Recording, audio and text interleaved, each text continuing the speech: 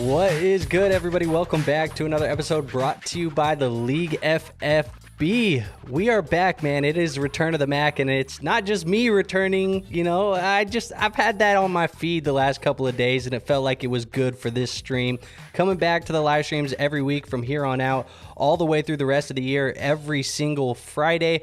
As we get into the football season, there's going to be even additional streams. But yeah, every Friday we are back, man. So I'm excited to be back. I've had that on my feeds, basically my TikTok and my Instagram, because Conor McGregor is going to be back in the octagon here soon. So I'm excited for that. But appreciate everybody for being here tonight, man. We are going to be answering all of your guys' questions here for about an hour. So we're going to go until 8 Central. Appreciate everyone who got in here early. You guys are the GOATs, really. Alex, FA3, Tommy, Rob, Dynasty, Jake, Bajords, Competitive Edge, Insidious. You guys are awesome for being here early. So appreciate all of you guys. Now, we are just going to get right into those questions. I feel like we don't really need to waste any time. If you have anything, go ahead and drop it in the chat. I'm going to try and get to as many as I can. If you do want to skip the line, the best way to do that is going to be a super chat if you guys are short on time. But other than that, if I answer your question, hit the like button. Make sure you guys are subscribed. If you're in the chat, you guys already are subscribed. But let's just get into it, man. Let's not waste any more information, I guess, just getting it out of here. So first and foremost, what's up, man? First question of the day says, I made a trade for JD5 and a 27-second mid and traded away Achan and a late 27 first. Superflex 12 team, I'm a contender. Did I pay too much for JD5 or is it fair? So JD5 in a second for Achan and a first. I don't think that's too much, man. I think it's a fair trade. I mean, obviously Jaden Daniels is going to go above Achan in a startup. You're going to move back that whole round in 27. Yes, it's a really good draft and we like the players in it. But moving up in a startup is going to be expensive. Achan is no longer a first-round guy. I don't even know if he was really ever a first-round guy, but he's been even been passed by guys like Amarion Hampton from some people, Jeremiah Love. So I think it's a fine trade. If anything, maybe slightly a little bit of value because of that, but I'm not mad about you going to get JD5. I think it makes a lot of sense.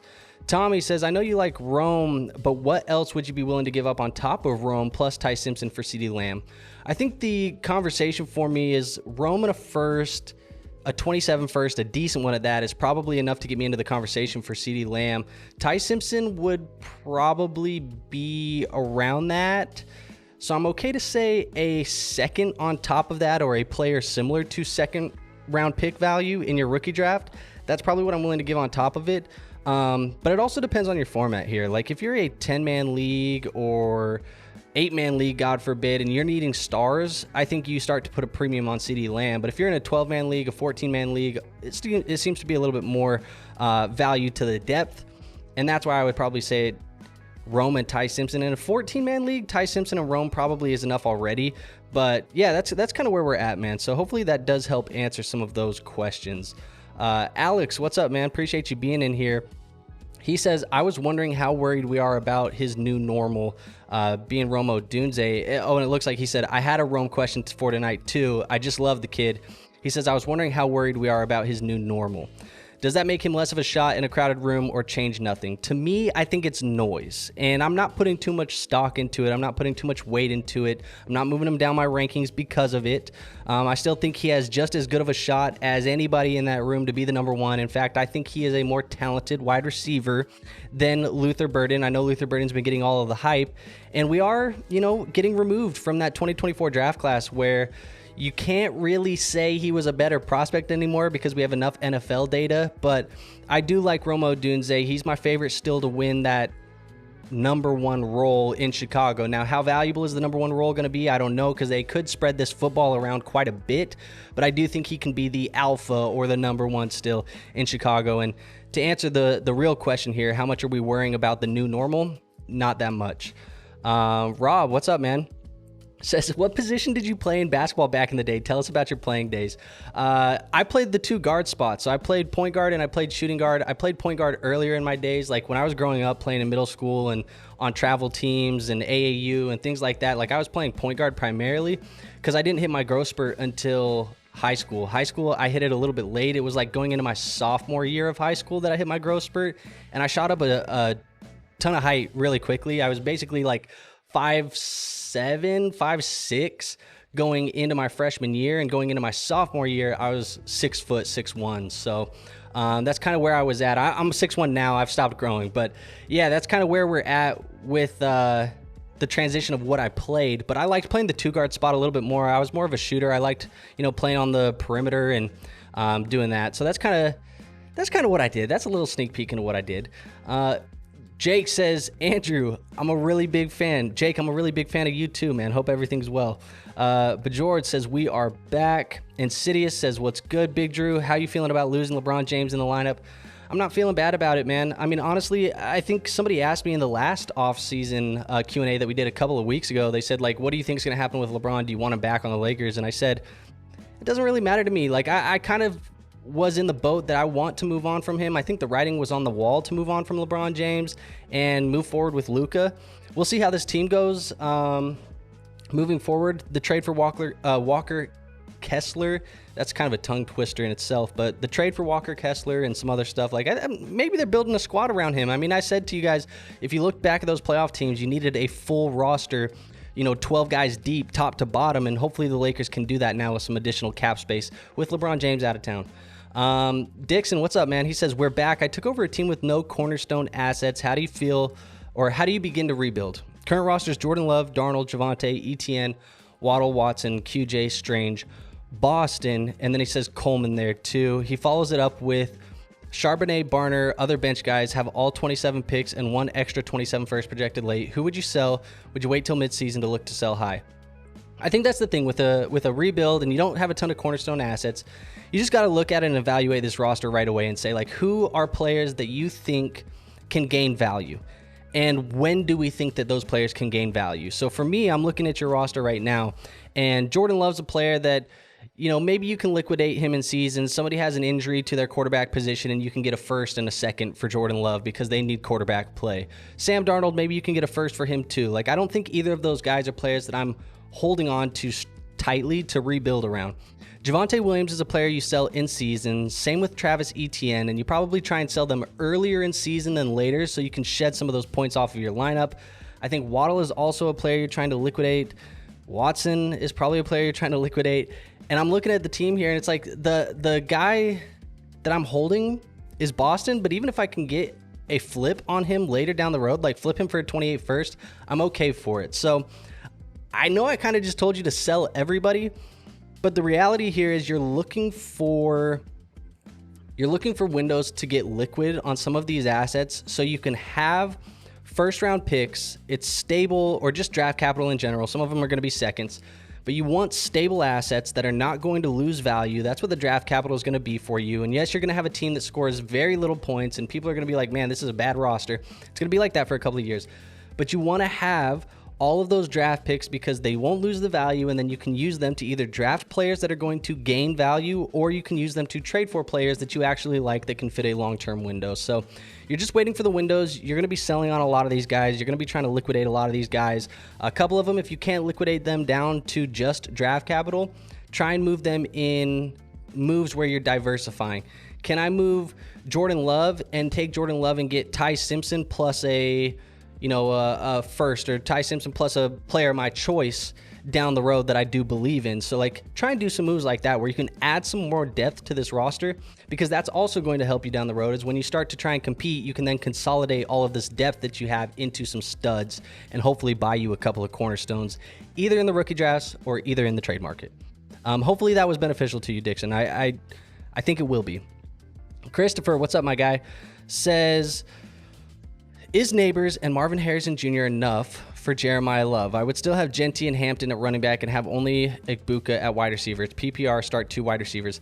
I think it's more than enough. To be honest, I think Neighbors and Jeremiah Love is a fair deal by itself. I think you're almost giving up a free Marvin Harrison Jr. in this deal, and you're overpaying by a Marvin Harrison Jr. level. So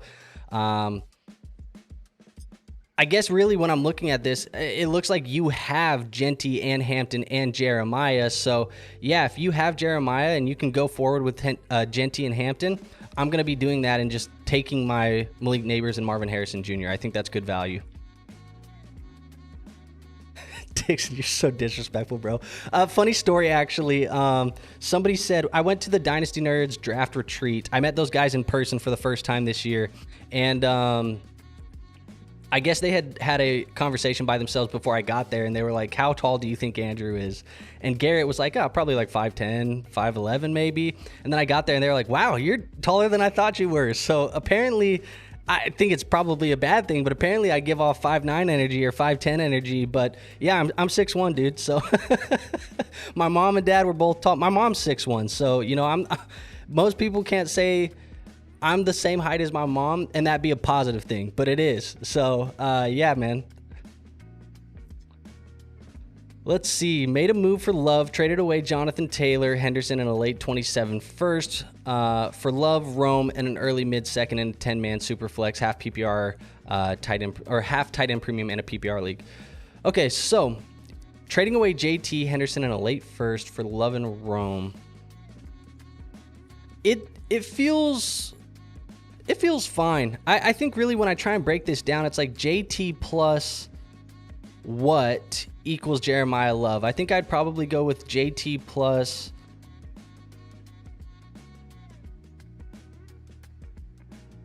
man, I mean, there's not really a plus in there, but I really, the reality here is this is a fair deal. You can make the argument that Rome over Henderson, Love over JT, but then that first there. So if you're getting the Love and Rome side, I like it for you, man. Have you ever hosted a live draft? If so, do you have a few must-haves other than the beers? Yeah, actually, I was just talking about this in our group chat today. We do a live draft every single year for my home redraft league. I only play in one redraft league these days. I don't do any more than that. This league is the league that I started playing fantasy football in. It was my first league, and it's going to be the only redraft league that I ever continue through the rest of my life. I'm not doing any more redrafts other than this one. But we go to Las Vegas every year. That's where I'm from originally, so all the guys still live there. Most of the guys still live there. We go to Las Vegas. We get a suite at Resorts World or one of these casinos that's down there. We spend the day down there. We do some mini games, get our draft picks or our draft slots because we don't know them until we get there, and we do some games to kind of do a little bit of a combine for our draft picks is what we're doing this year. We do a live draft board. I think that is something that is just lost these days because Sleeper, you can, turn on the TV and screen share and you can just do your draft there. Being able to go put the stickers up, it's something that I think is just really fun. It's nostalgic. You can go do it. It gets people involved. They have to get up, go make their selection. They can make it an ordeal, whatever. I like the idea of doing the sticker draft boards. We always do food and music, a couple other things like that, man. Just make it fun. But I think my other must-have is you got to have the sticker draft board. It costs like $50 to go get a nice one, and you can have a big old board with all the stickers that you can go put up. So I think that's definitely a must-have for me for a live draft. Alex says, I played basketball too back in the day. 100% shot percentage. Got off the bench once and made my only shot. Hell yeah. Nobody can say that really other than you, I'm sure, because that's like a trivia fact. I shot 100% in high school. That's crazy. Dixon, oh, we already said this. My bad. In the area now, how do you feel about having Luka, knowing that everyone around you is still heartbroken?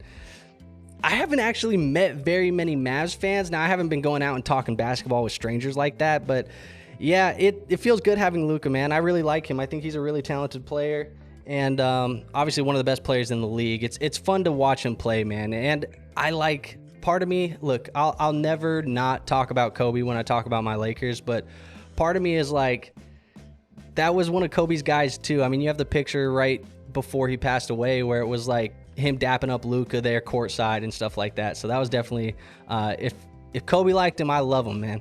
AMJ says 12 team Superflex tight end premium PPR start 11, won the championship last year and wanted to use the hype of the draft class to make a move. Trade number 1, I got a 27 first, 2 28 seconds, and a 29 second in exchange for Mahomes. Okay, and then trade number 2, gave up 3 mid to late firsts for Caleb. How'd I do? Okay. So it's a 2-part move here. 3 firsts for Caleb Williams, and then you take Mahomes and get back 1 of your firsts and 2 of the seconds and a 29 second. So you're trying to get a little bit of a refund. I don't mind a move like that where it's like, hey, I'm going to pay up for this asset and then sell this asset at half the cost. And then you kind of look at it and justify it where it's like, I bought a player a little bit cheaper. So I don't mind it. 3 mid to late first is expensive, but I think Caleb Williams is on trajectory for being a top 5 startup pick next summer. I know some people don't like it when I say that. I think that's where it's going to go with him. So I'm definitely in on Caleb Williams. Is MKE cooked, and will the Heat win the chip this year? I don't think they win the championship. I'm not sure who's going to win it, but I'm not sure, man. I feel like the NBA is going to be pretty competitive this year. And I think there's going to be a lot of teams that can be in contention.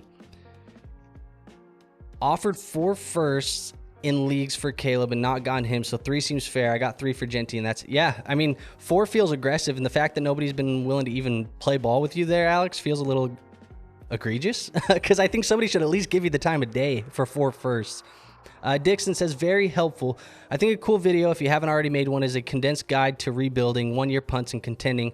I'm new to fantasy, and it's hard to know when to pick a path. So I do have a video. I haven't done it this summer, so I can definitely, do another one this summer. But I have done a couple years in the past. Each summer I've done like a how to rebuild type of video. So I'm sure if you go on the channel, I mean, it's not like it's evergreen content. So I'm not talking about players specifically. I'm talking about strategy. So it stands the test of time a little bit. So if you want to go search that up, it's just a video. It's like how to rebuild. I think on the rebuilding video, I can't remember who's the thumbnail. It might be Trevor Lawrence on the thumbnail. But Dixon, I'd go check that one out if you haven't. And then I'll definitely throw that in the rotation for some more summer videos as well. More strategy videos. You guys liked the strategy video that we had recently about the running back age cliff. I got a tight end one cooking that we're going to get out here pretty soon about finding breakout tight ends and how long you should be holding tight ends and things like that. So you guys showed some love, and it made me want to do more. So we'll definitely do some more strategy stuff. Draft retreat, what goes on at one of those? Or do you do trust falls and sit in a circle talk about your feelings? Sometimes we just talk shit and draft teams. I mean, that's just what we do, man. And I don't know what else. We go gambling on the casino floor. We go play some golf. That's what we do, man. I'm also 5'9". I guess I just thought you had short king confidence. I'll take the compliment. I'll take the compliment for the short king confidence. How much is Davante Adams worth in an 8-team league? I think he's probably worth like a late second at best for you in an 8-man league. If you're contending, you can buy him for that. But man, I mean, the reality of the 16th player off the board being your final 2nd-round pick, it really devalues him. So maybe even an early 3rd is really where we're talking about Davante Adams in an 8-man league. Insidious says, offered the 101, the 103, 27 first, 27 first, 28 first, Romeo Dobbs. Holy shit, what an offer. 1, 2, 3, 4, 5 first, one of them being the 101. For CeeDee Lamb, London, Danny Dimes got rejected, but I'm curious how you feel about it value-wise. Oh, man. I can understand somebody being scared to take the risk on something like that, but I would say Jeremiah Love, the 101, is probably more valuable. He's more valuable than CeeDee in startup drafts, and he's more valuable than London probably in startup drafts as well. So you get across one of them off almost immediately with Jeremiah Love. And I know some people might not think that way, but I think that's just where the market's at with him. And so then you're talking about 103, 27 first, 27 first, 28 first, equaling the other guy plus Dimes. I think you would have lost this trade had they made it. I think you have more value in the 101, the 103, the 227 first, and the 28 first. So maybe a blessing in disguise they didn't play ball with you here, Insidious, because I think that's too much. The stickers are goated. We live draft with my home league with all the high school buddies. Yep, it's exactly what we are too, man. And it's just fun to go up there with the stickers. And we did, 1 year we did like walkout songs. So everybody had like, for their 1st-round pick, they would get to put a song on the speaker, and that was like their walkout song like you do at the UFC or whatever, right? So it was fun. And definitely it's a good time. The draft goes slower when you're all walking and doing the stickers and all that stuff. It moves slower, but it's definitely more fun. Jadarian Price or Bucky Irving in Dynasty would be my RB3. Those guys are kind of the same range. Man, I struggle with this because I am slightly nervous about Bucky in the aspect of we've seen some of these guys who are day 3 come in, have good year 1s, and kind of fall off a cliff over the last couple of seasons. I think I would go with Jadarian Price. And it's really not because I believe in him more as a player here, Caleb. It's probably because I have the ability to move Jadarian Price easier in a secondary move than I do Bucky. And I think there's a higher range for Jadarian to go if he does play well early on in the season. Like, I wouldn't be shocked. Say Jadarian comes out week 1 or week 2 and he has like 100 yards and a touchdown. If he does that, I think people are going to move him like to... I mean, would you be surprised if he passes Kyron, Saquon, Christian McCaffrey, Chase Brown, Breece Hall? I wouldn't be shocked if he passes a lot of those guys, and we're talking about him as like an RB13, RB14 in Dynasty. What's a pivot for T. Higgins? Looking for an upside running back or wide receiver? Let's check out where he's at range-wise in my rankings. I mean, if you're trying to get younger and you're trying to make a pivot somewhere, I like right now trying to go from like T to BTJ and buy low on BTJ. I think you can do the same thing with really a lot of those younger wide receivers. Marvin or Rome or Mekhi Lemon even is in there. Maybe you can even get a Zay Flowers in there. Any of those younger receivers I don't think is a bad pivot. Just buy a couple years back and still have some upside. If you're looking for running back, Jadarian Price, who we just talked about, is one of those guys that you could maybe pivot to. Who else? Could you maybe get a Chase Brown? I don't know if somebody's willing to play ball at Chase Brown, but if you can, that makes sense to me too. So those are some options that I would go with. Any higher than that, I think you're probably going to have to add extra on top, which you might be okay with. But just straight pivot, I think those names make sense. That Caleb Williams trade is exactly what Andrew's trying to get me to do in a league. 3 firsts for Caleb. Yeah, I mean, I'm in a deep rebuild, and I figured, you know what? I love Caleb, and I think he's going to the moon, but I will take 3 firsts to make it happen. And then I was trying to do, basically Caleb would then use those firsts to go buy starting talent and stuff like that and help me. So, yeah. A-Rod says, do you watch other creators outside the Dynasty Nerds, guys? Yeah, I mean, I do watch some of these other creators. I'll be honest, though, like, I don't watch as much fantasy content as I used to. The fact that I make it full time now is kind of taking the time that I spend on fantasy football stuff in my day-to-day life is now creating content instead of consuming content. So I watch the Dynasty Nerd stuff a little bit. The reality is I'm just in it. I don't really even watch it at all after I make it. So I know what the content is on Dynasty Nerds. I don't really go back and watch the videos at all. I don't watch myself on camera. That's weird. And then like the Dynasty Domain boys, I think they're some of the best in the business right now as far as content creation goes. So people should be watching them and taking a little bit of inspiration from them. There's definitely other people in this space that I watch. I think Paul at Pure Potential makes some good content, some well thought out content. I think obviously Nick at BDGE does good content. He took a break from the Dynasty stuff. I'm not really sure why, but he does make good content. And so these other guys, man, I'm leaving a bunch of these guys off. Corey at Fantasy Stock Exchange, like there's a bunch of guys, man, and I do think a lot of them are very talented at what they do. But as far as me consuming the content, I'm not watching as much content as I used to, and it's really just not that much in general. I would say this is gonna sound funny, but the only content that I actually am consuming consistently is in-season redraft content from the fantasy footballers. It's about as basic as you can get, I think, from a consumption standpoint, but I told you I don't play in any other redraft leagues than just one redraft league, so I like to listen to them a little bit while I'm either editing a video or I'm doing some research for a video in season. I will listen to the ballers. I'll throw their podcasts on. Obviously, they're like the grandfather of this shit, where it's like they've done this so long and they're probably the poster child for what everybody wants to become. Is everybody wants to be the ballers at some point. But yeah, I listen to them, man, in season. They're the content that I actually only listen to consistently in season. What's up, NDK? Any tips to spice up a league year over year? We do a couple different rewards, I guess. We do a knockout tournament, so every week the lowest scoring team gets kicked out of the tournament, and you go until there's only one team. That team ends up getting like a small portion of the prize pot. It's like $50 or something like that for winning.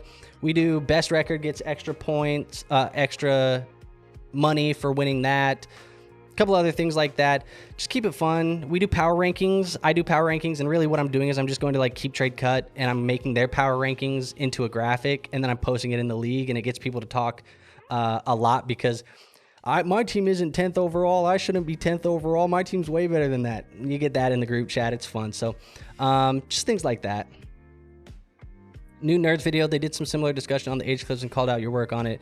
It is a really good discussion. Yeah, I mean, Garrett asked me for some of that information because when I had done that research, he was like, do you mind if I see some of it and just give you a little bit of a plug? And I told him, yeah, no problem. So yeah, I haven't went and listened to what they were talking about, but I know that he ended up using some of that data for that age cliff.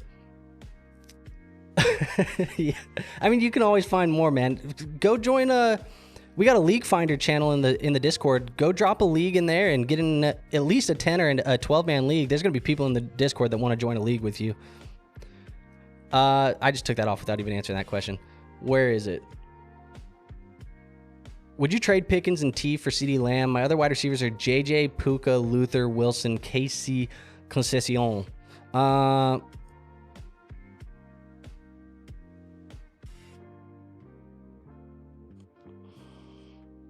Feels like a little bit of an overpay. I feel like you need to get something small back on the Lamb side, but I'm not opposed to it. I mean, if you can go with Lamb, JJ, Puka, Luther, Garrett Wilson, you're good for it. So I would consolidate it, but I would ask for a little bit of something back, even if it's just a second-round pick.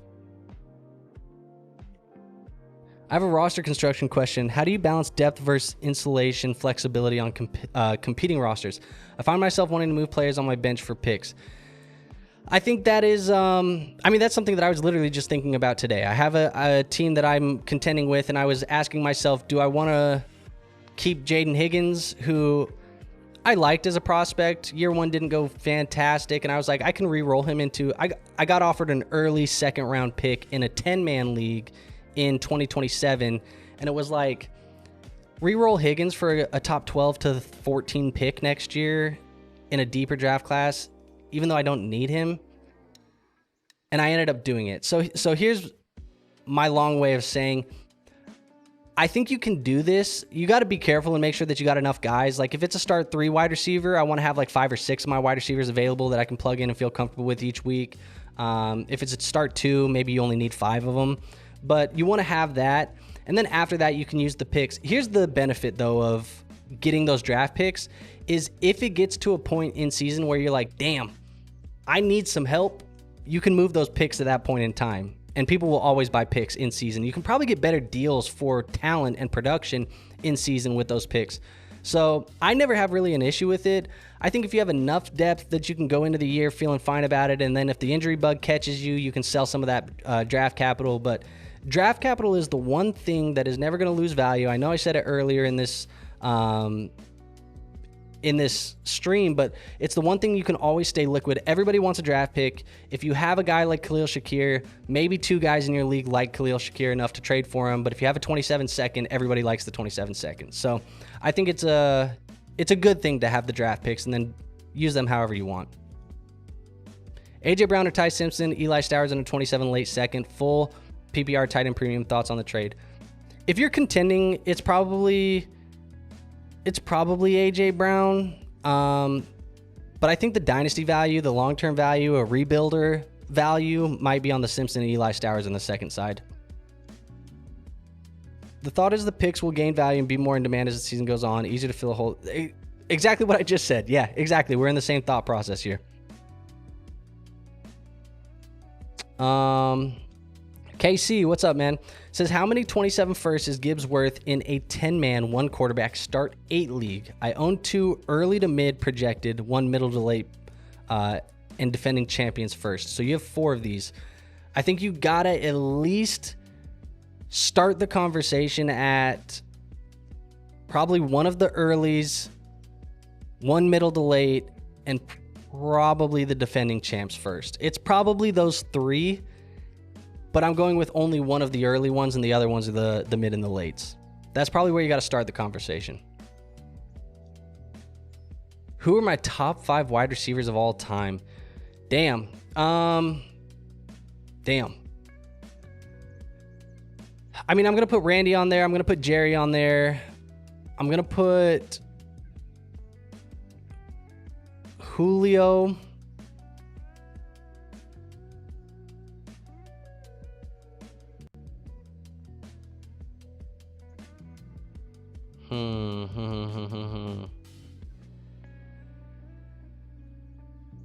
Maybe AB and Calvin. That might be my list. I kind of want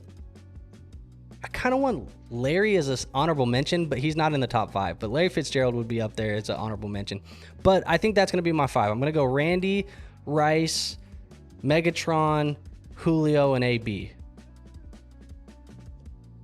12 team, start 11, 1 PPR, 1.5 tight end premium, 6-point passing, touchdown, quick tank on the horizon where everyone 27 and over must go. So far, I've gone 5 firsts.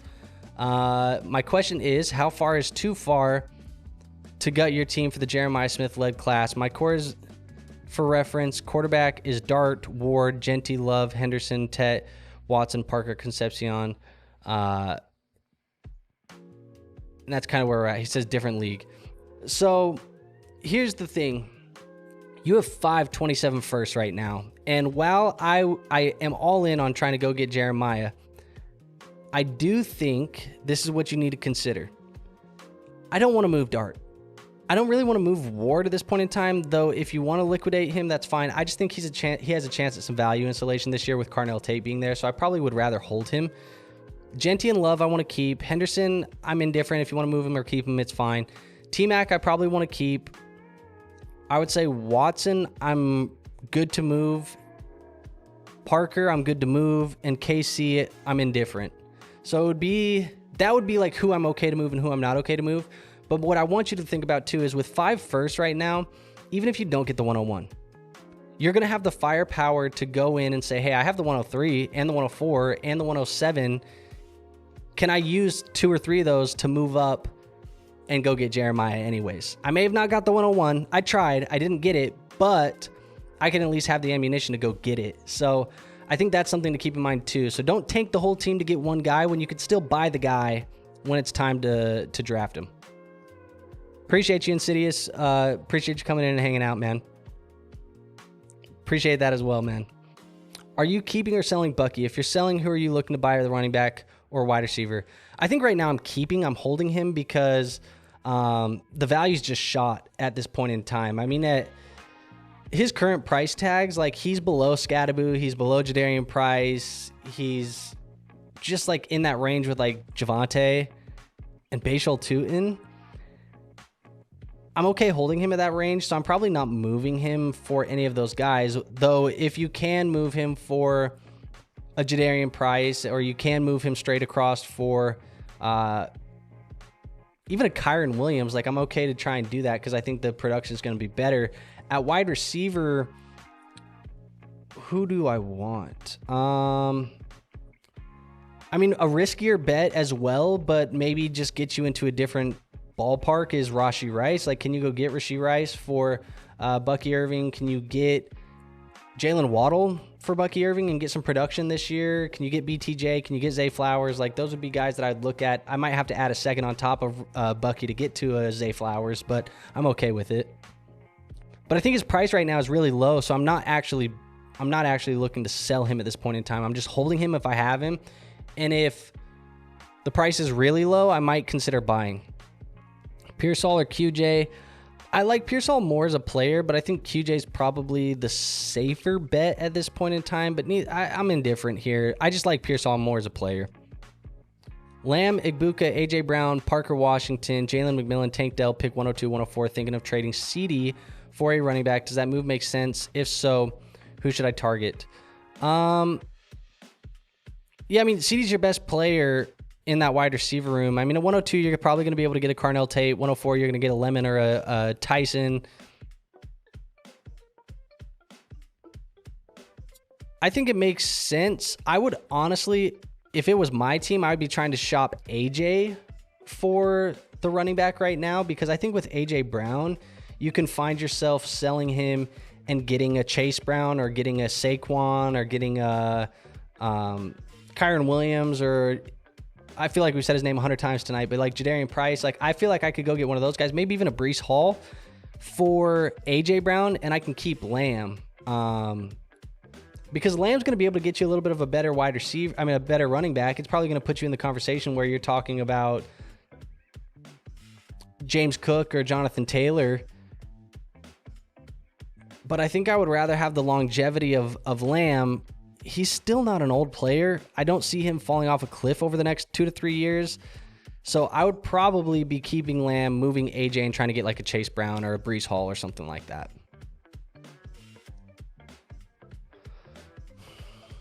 I mean, AB's production was ridiculous. Julio was awesome though, from a just a raw physical standpoint.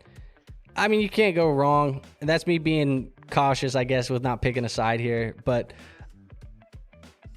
if I had to pick one, let me frame it this way. If I had to pick one of those players to be my wide receiver one on my franchise, I'm picking Julio. I asked for a second back, and what person said was too much. Happy to see you. Yeah, I mean, that's right where we're at, man. What's good, man? Appreciate you being here. Good evening to you as well. And I'm glad you caught the stream, too. No T.O. in the top 5. I like T.O., man, but top 5 all time, probably not. Thoughts on Matthew Golden this year? I'm not a big Matthew Golden believer. I have a Matthew Golden share, so I hope I'm wrong. I've had a very hard time selling him this offseason. Nobody wants him. And yeah, I'm not a big believer on Matthew Golden, man. I like both the other receivers there. Actually, 3 if you count the tight end and Kraft. I like all 3 of those guys more. I like Jaden Reed more. I like Christian Watson more. I like Tucker Kraft more. Matthew Golden to me is the 4th option from a talent standpoint. 3-team trade. Who wins? Team number 1 gets George Pickens and Carnell Tate. Team number 2 gets Amon-Ra. And team 3 gets a mid-28 first and a mid-28 second. Well, I will say that team 3 looks like they lost pretty badly here. In a 3-team deal, you always have one guy who wins, one guy who played a part in a robbery, and then a third guy who ends up looking like the idiot. Team number 3 is the team that looks like they might have got away looking like the idiot. I'd say Amon-Ra is the best player in this deal. He's probably the one that I want. I don't know how who gave up what, but I like the Pickens and Carnell Tate get. I like the Amon-Ra get. I don't like the 28 first and 28 second. That's not what I want. No worries, man. Appreciate you, and thank you for coming in and checking it out. Look, folks, we are all caught up on your questions in the chat. So I'm going to take this time to just do a little bit of a plug. Keep the questions coming. I'm going to go for like another 20 minutes here until we get to the hour mark, and it's 8 Central, 9 Eastern, wherever you guys are at. We're going for 20 more minutes. So drop those questions in the chat where you can. If you guys are watching and you haven't done so already, if you're watching on X, come on over to YouTube, show us some love. Make sure you guys are subscribed, hop in the chat, join the community, watch all the videos that we got. Promise you're not going to be disappointed. We're putting in work over here, and I know it's quality work for you guys. So, come on over and hang out. Check out the YouTube channel if you're watching on X. If you're watching on YouTube and you haven't done so already, make sure you guys hit that like button. I see we're at 24 likes. Fitting, we were talking about Kobe tonight, so fitting that we're at 24, but let's turn that one into 81 for the 81-point game. Why not? I tried to do a Kobe reference there, but let's get the like button going a little bit tonight if I answered some of your questions. Other than that, though, make sure you guys are subscribed. Make sure you're in the Discord, doing lots of good stuff in there. If you guys want a team review, I'm doing team reviews right now. Just check the link in the bio. We're doing team reviews. You can request one there, and there's a way to get that for free. Basically free if you sign up using our underdog code LeagueFFB. If you sign up and play like $5 over there, you can get a Dynasty team review or request one for free. So go check that out. It's going to be linked in the bio. All that other good stuff. There's lots of good stuff in there. There's a rookie draft kit in there for free in the bio. All that good stuff, man. Go check it out. Let's get back to the questions. I do see we got a question here from Dixon that says, I'm in a couple of startup leagues with lots of Packers fans. Who would you look to get in a trade for Golden, or what picks? I mean, the reality with it is like, if I can re-roll him off of some buzz for a late first, I'm trying it. That feels like a pipe dream at this point in time, but because they're Packers fans, maybe they'll do it. Like if I could get a late 27 first, I'm running that in. I want it, take it, run away. I feel like I committed robbery. So give me the late 27 first all day long. Even an early 27 second, I'm probably considering the re-roll on Golden. Now that's just like the pick value for him. I would re-roll him for like a Casey Concepcion. I would try and turn him into, I don't know. Like I'd probably rather like turn him into like a Jordan Addison. I'd rather have like a Bashal Tutin if I could. Things like that. But the fact that you're in a league with Packers fans, it feels like you could get more just based off of the fandom. But I think I gave you some realistic options, like can you turn him into Tutin? Can you turn him into Addison? Can you turn him into that early second and re-roll it? Rob says, do you play fantasy basketball? I do not, man. I played fantasy basketball like once or twice in my life, and I just don't like it that much, man. Something about it, I don't know the way, maybe the way it's structured, the fact that like I can put a guy in my lineup and then he'll play, and then the next night he's not playing, and then I got to move him out and I got to do it, and I got to check it every day, right? There's like a level of too much managing my roster in that, which is funny coming from a guy who loves Dynasty Fantasy Football and plays Dynasty Fantasy Football. But in football, there's structure, right? I got a Monday night game, I got a Thursday night game, I got my Sunday night game. Every once in a while, the NFL wants to just try and take over every day of the week. We might get a Friday night game, something like that, but there's structure to it. I know I got to set my lineup before Thursday night football. In the NBA, guys with sitting out, load management, injuries every night, somebody's playing on Thursday, but they're not playing on Wednesday, but they're going to play on Friday. Like, it's just like, it's a bunch of bullshit. It's too much for me, man. Top 5 tight ends all time. I think Kelsey's a top 5 all time. Gronk, Tony Gonzalez. Those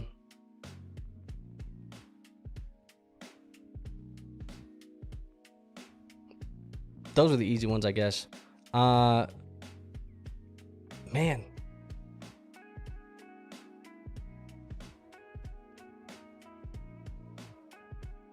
I don't know who I would go with 4 and 5, but those are the easy top 3 for me.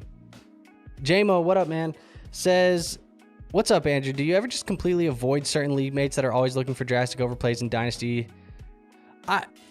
Yes and no. I mean, I never want to isolate a league mate out of potential moves, because that can affect me just as much as it's affecting them. I get it if the trades aren't working out for you.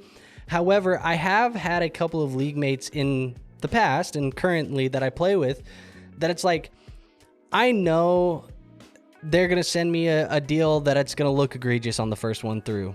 And if I counter, after 1 or 2 counters, we might get to something that looks a lot more normal. So I know I have that with some league mates. I just always expect the first one's going to look like a gross lopsided trade for them. And I just kind of got to brush that one off and just counter with something a little bit more realistic. And it usually gets it back on track, which is annoying. You know, you don't want to have to do that. It's a little bit extra work, but it's the nature of the game. I don't blame anybody. Look, here's the thing. When it comes to trades in Dynasty and just all of that stuff, we're all playing a game where we're trying to win, right? We're trying to negotiate. We always want to win a trade. People are like, well, let's make fair trades. That's fine, but you don't usually make a trade unless you think you're winning it. Like, everybody thinks they're winning a trade at some point, or they think that they're getting value, or they like it. Maybe every once in a while we're like, yes, this is fair for both of us, and we're getting equal value, and it makes sense. That's the anomaly. Usually people are making a trade because they think they're winning it. And so I never blame somebody for trying to put a trade in motion that they think that they're winning. As long as it gets to a point where I'm comfortable pressing the accept button, I don't really care how we got there. But yeah, it can be tedious and it can be annoying. And I will say that there has been times in my leagues where I've seen like, hey, I should probably go try and buy blank player. Like, there was a period of time last year where I was like, I want to go buy Chris Olave. And I noticed that a league manager in my league had him, and I was like, maybe not in that league. And I just moved on to the next league to go try and buy Chris Olave. So there's been times where that has happened. But I won't say that I shut them out of trade rooms completely. Thoughts on Bo Nix? Man, I think Bo Nix is a little bit underrated right now in the trade market. I look at like KTC, man. I want to say he's like quarterback 12 or 13 right now on Keep Trade Cut. I can't really remember. Let me actually pull that up. Yeah, he's 12 on Keep Trade Cut right now. Guy who's given us 2 top 10 finishes at the quarterback position. You get Jalen Waddle. Feels like he's being a little bit slept on right now in the Dynasty community. Everybody talks about him being old, but he's younger than Trevor Lawrence. He's younger than Jalen Hurts. He's younger than Patrick Mahomes. He's younger than Justin Herbert. He's younger than, all these other guys that are being ranked above him. So, okay, what's the issue here? I think it's probably just people have their preconceived notion that Bo Nix wasn't that good, and he's definitely outperformed the expectations. So I like Bo Nix, man. I've tried to buy him in a couple of leagues, but I've found that the managers who have Bo Nix in my leagues love Bo Nix. What source do you use for your graphics? When I make graphics, I do a lot of my stuff in Canva. I do some stuff, a little bit of stuff in Photoshop, but most of my graphics I'm using Canva, and I pay for the pro subscription of that, so I can get some of the other stuff. But Canva.com is what I'm using for a lot of my graphics. That's 90% of the graphics that you're going to see in my content is from there. Are you buying Hunter? Or are you cutting bait with him? What are you willing to pay for Hunter if you were keeping him?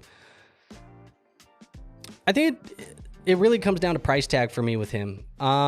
We just had a trade on the Dynasty Nerds channel recently where we were talking about him for a late 27 second. And I don't blame anybody for getting in on Hunter at a 27 second. I think he's being forgotten about a little bit. I do have some exposure to him in single season best ball formats. Like I think he's my second highest. Actually, I lied. He's my third highest Jags receiver, which I guess doesn't say a lot about him. I have more BTJ and I have more Brenton Strange. Brenton Strange is actually my highest drafted Jags receiving option at cost, but I have more Travis Hunter than I do Parker Washington. I guess for me, really, it's just like a late second. If I believe in the talent, I'm okay going with Hunter, but I do think, in my personal and honest opinion, he's probably going to be a player that tends to be more of a part-time on both sides of the ball. And I don't think he's going to be super reliable for fantasy football. So he's not somebody that I really wanted to be in on in the first place. I had my nerves about him. I feel bad for the people that took Hunter over like T-Mac and Igbuka. But yeah, I'm not the biggest Hunter believer. I'll just say that. Feel like people sleeping on Cam Ward this offseason. Yeah, it's going to be a big one for him, man. I think him going and getting Brian Daboll as the play caller, and now you got Carnell Tate, should mean big things for him. Wan'Dale Robinson coming over too. We can't kind of push that one under the rug, but he should be able to see a step forward. My thing with Cam Ward is if we don't see the step forward this year, I think we know that he's probably not the guy for Tennessee, but I think where he's being valued right now, like he's only a couple of picks above Tyler Shuck. He's only a little bit above Dak Prescott, and at his age, he's significantly younger than Dak, and I think he's a better bet than Tyler Shuck. Shuck kind of showed us some stuff last year, but I think if you look at ceiling outcomes, Cam Ward has a higher ceiling. So, and he's not that much more expensive than CJ Stroud, and I think he has similar ceiling, if not more, than CJ Stroud. So yeah, I think he's being slept on a little bit, but this year's going to be big for him. Total points for or record to decide draft placement. Max points for. That's always what we do. So actually, this is what we do in my leagues. For the teams that miss the playoffs, you go by max points for. So the lowest scoring team that missed the playoffs, they get the number one pick. Second gets the second pick, so on and so on. For the playoff teams, it's on placement, like how they finished. So if I came in sixth place in my playoff bracket, I would get the sixth pick or whatever. Actually, that's not the way that it works because it depends on the amount of your leagues, but you get what I'm saying, right? Like then it would go, so sixth would get the next best pick, fifth would get the second next best pick, and then champ would get the last one. So we do it max points for and playoff finish for you for draft picks. As a rebuilder with Rome, Travis Hunter, Tedero McMillan, Michael Wilson, and no running backs, which receiver should I move for some running backs? Or should I be patient and build through the draft? I have all my picks, 12-team, 1 quarterback, PPR, start 3 wide receivers. I don't want to sell to a contender and get bad draft capital either, but they have all the running backs in my league. Yeah, I mean, here's the good thing, though, is 2027's running back class looks really underrated, man. I truly like the talent that we have in there. Mark Fletcher, you got Nate Frazier, Ahmad Hardy, Jaden Baugh, lots of guys in that draft class, man, that I really do like, and I think they're all super talented. I think you could go 6 or 7 guys deep in that draft class that have at least day 2 potential. If not, they could be like the early 4th round guys like Scadaboo was and Bashal Tootin was. So I think you're going to get a lot of options in next year's draft class. If you want to play patient, it's going to be a good class to go in and get it. And I think some of the better ones are going to fall because it's deep at quarterback and it's deep at wide receiver. So I don't mind you being patient here. Would Josh Gordon have made the Hall of Fame if he stayed out of trouble? I don't know, man. It's one of those what ifs in history, right? Would you move Rice for Saquon to shore up starting running backs as a contender?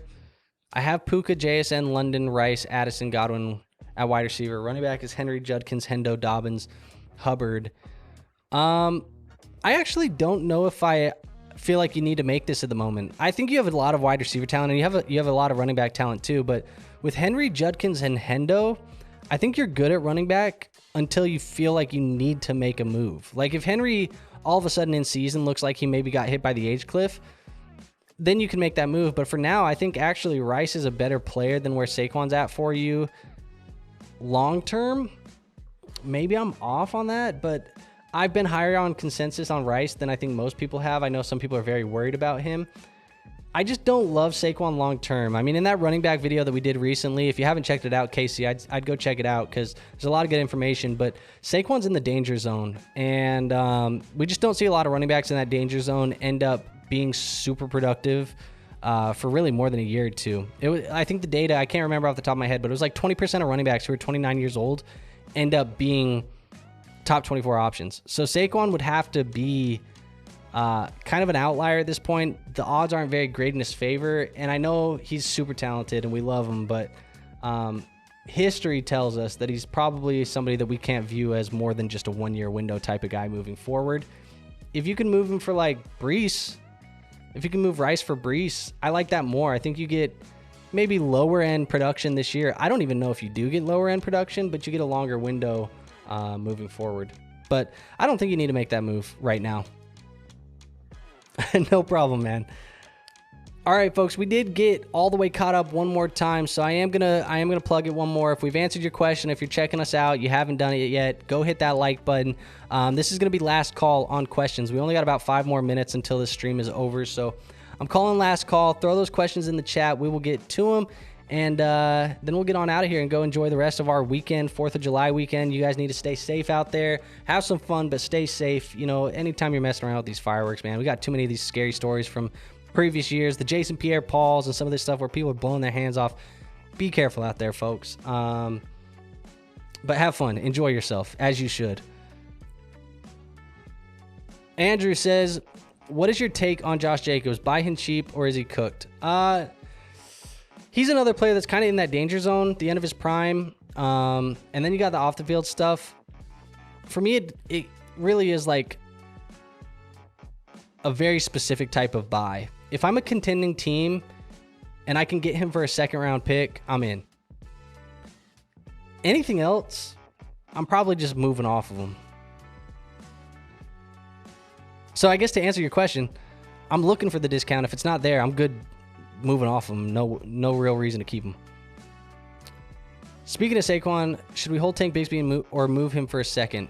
If you can get a 27 second, I'm not opposed to move Tank Bigsby for the 27 second. I think it makes a lot of sense for you to do that.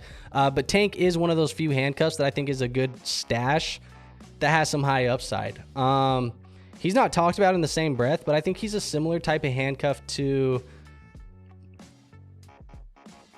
like almost like a great value Blake Corum to an extent. If anything happens to Saquon, I think Tank Bigsby can be a league-winning type of guy. That said, a 27 second, I'm okay taking my profit and moving. But I don't know, man. There's very few handcuffs that I actually like more than Bigsby right now. I have a lot of Bigsby as like in like best ball. I took him in like 16th, 17th, 18th round where it's like I'll take him, tack him on as my last running back, and then go from there. Disney or Marvel? Interesting. Because I don't feel like those things get compared very often. But growing up, I was like a Disney kid, man. My mom's a elementary school teacher, so we had like Disney movies and stuff all the time, man. So I was a Disney kid growing up. We watched all the Disney movies.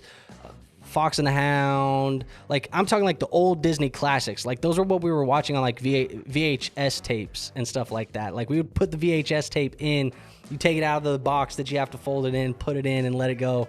So we would watch those, and you'd have to like rewind it all the way back up to the top. We would watch those, man.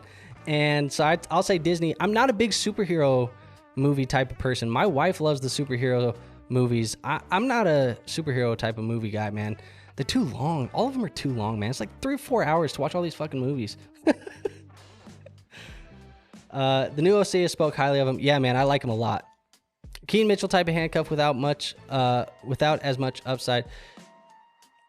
I'll disagree with you here. I think he's a better handcuff than Keaton Mitchell. I think Keaton Mitchell's overhyped in the space right now. Just trade Michael Wilson away for Swift if you need a running back. I'm okay with that. I have Caleb. And I have Caleb. Oh, makes sense. Yeah. I got offered Malik and a 28-1 for a Mecca. Burden and Kyron. What do you think? I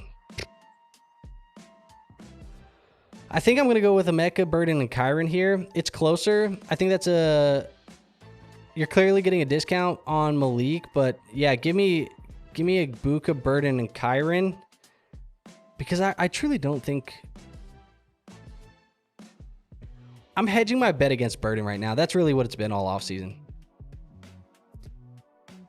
America, Burden, and Kyrie. That's where I want to be. That's what my gut keeps telling me to do. Mid 27 first for Zay Flowers, yes or no? If you're contending, I get it. I think I want that mid 27 first because I think I can get a better player than Zay Flowers down the road, though. Wilson going to get an extension. We don't know if Swift will. True. But still, I think Swift is underrated right now. I think Manungai's overhyped. I rejected the trade, but I want to know what you think. Yeah, I would have kept the Emeka, Burden, and Kyron side. And last question here. Is Leggett, Tucker, and Bigsby droppable? I'm keeping Bigsby. Tucker, I guess I want to see what happens at training camp. Leggett, I do think is droppable. Because Tucker could still end up being their guy. I do think Jalen Naylor's probably their #1 wide receiver for whatever that's worth. But Leggett's probably droppable. I'll hold Bigsby as the handcuff.